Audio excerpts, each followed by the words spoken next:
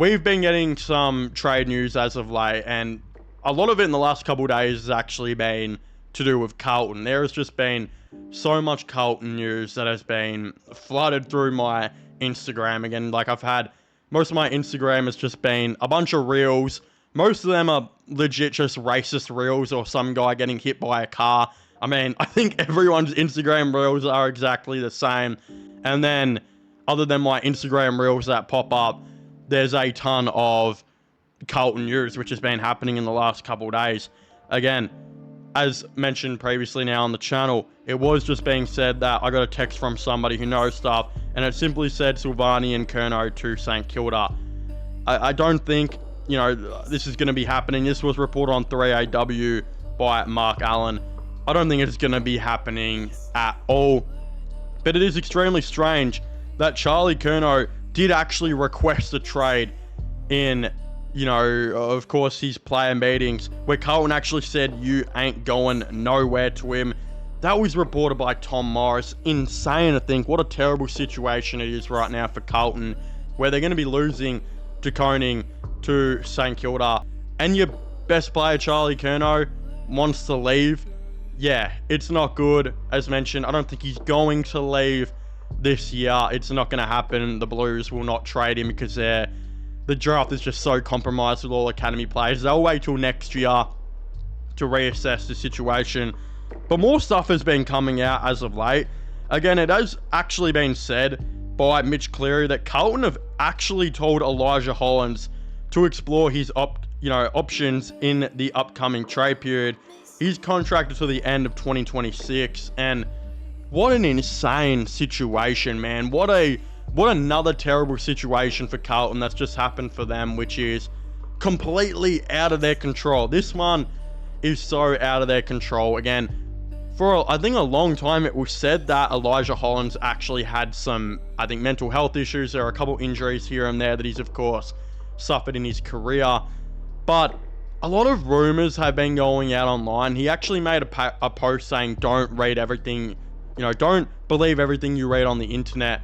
But a lot of rumors have been coming out as of late by some pretty good sources. And I don't want to confirm this because I don't know. You never really know.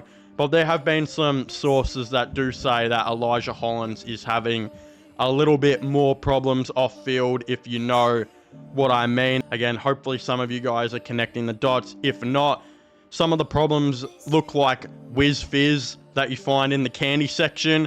Again, I don't think I can spell it out anymore, and I'm not going to. If you don't get it by now, shit. I don't know what to say, but whether those rumors are true or not, I don't know. But at the end of the day, I think for Carlton to be saying you have to explore your options is quite goddamn serious, and I actually think there must be some truth to something going on here, because they wouldn't be saying that to a guy who just last year was playing as a high half forward and was averaging 18 disposals a game as a high half forward and nearly a goal a game. Again, I think he must have been one of the most underrated players in the competition last year. Was pretty much putting up elite high half forward numbers and played a bit of wing as well. It is super strange that this whole entire situation is happening. Again, I actually do think there is one team who should try and trade for him, and unfortunately, I don't think any teams will be interested in him if the other rumors are true. But if some teams think they can get him on the right path and get all the other issues okay and all of the above, I actually think Richmond would make one hell of a team for Elijah Hollands to go play for, because I think the Tigers desperately need to add to their forward line. I think they by far have the worst forward line in the AFL, like not even a competition.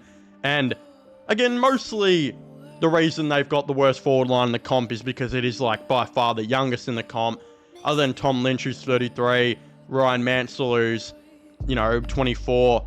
Everyone else is like 18 to 19 years old. Sims, Armstrong, Lawler, Jonty Folk, Seth Campbell, Taj Houghton. All of them are so young. But I do think the Tigers need a high half forward. They also need a wing. And, I mean, you kind of get that in all in one right here. So, if the Tigers think they can get Elijah Hollands up to speed I mean, his trade value will be incredibly low, but I don't think Carlton care, as this report is saying. I think they just want to move him and get rid of his contract.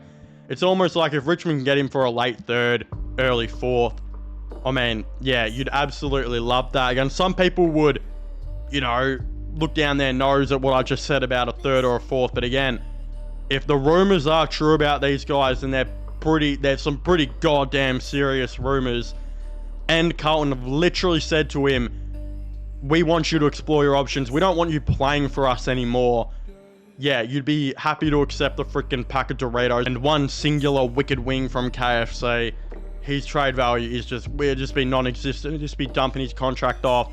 So I think, yeah, a late third, early fourth would get it done, and Richmond would just hope that they could maybe get him to be a player again. If not, he'll probably be gone pretty quick. So again, I think there's not much risk for Richmond. It's a lot of high reward, but if you're Carlton, you have to do it.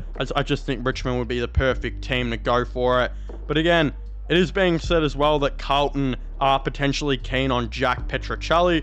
Carlton has expressed interest in former West Coast speedster Jack Petrocelli in a bid to add the outside run and small forward depth to the Blues' crave. The Herald Sun can reveal Petrocelli could join the Blues as a delisted free agent next month after he was axed this week by the Eagles. Again, no, Carlton, don't do this. What are you doing? Why are you going after so many duds continuously and so many dud small forwards? Like, no offense to a couple of these guys, but Evans actually had a really good last 4 games of the year, or last 6 games of the year.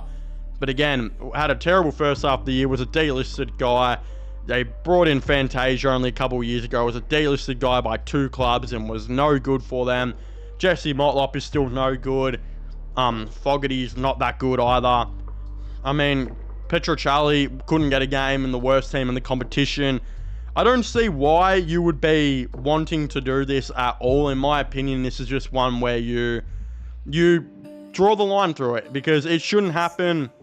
And I really do hope that Carlton don't make these silly continuous mistakes. But at the end of the day, I mean, they're going to be losing a lot of players, I think, to delisting and trade, like Hollands, Silvani, and of course De Koning, with probably another 1 or 2 could be on the move still. So they're going to have to bring in some players from somewhere, and maybe Petrocelli is what they're looking at. It's just to give him a try, see if they can get his old form back.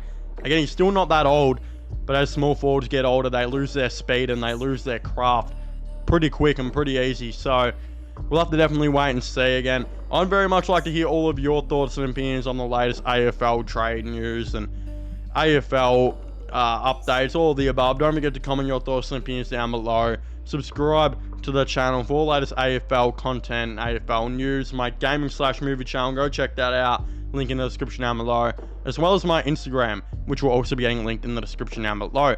But yeah, as I was saying, please make sure to leave a like, subscribe, and comment, and I'll see you guys next time. Goodbye.